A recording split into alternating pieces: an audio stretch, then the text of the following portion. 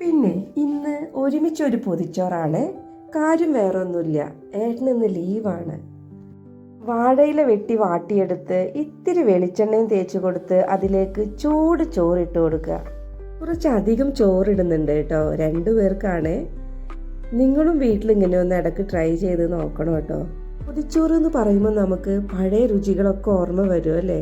ഇന്ന് ഈ ഒരു പൊതിച്ചോറിലേക്ക് നല്ല ബീട്രൂട്ട് തോരനാണ് ഞാൻ ആദ്യം ഇട്ട് കൊടുക്കുന്നത് കേട്ടോ.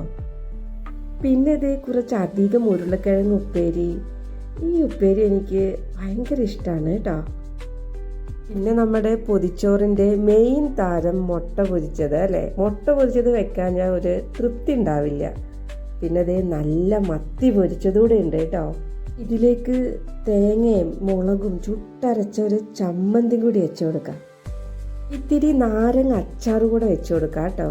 പിന്നെ നമ്മുടെ തൈരിലിട്ട നല്ലൊരു കൊണ്ടാട്ടം മുളക് കൂടി ആവാം അല്ലേ. അപ്പോൾ ആളും കൂടി എത്തിയിട്ടുണ്ട് കേട്ടോ.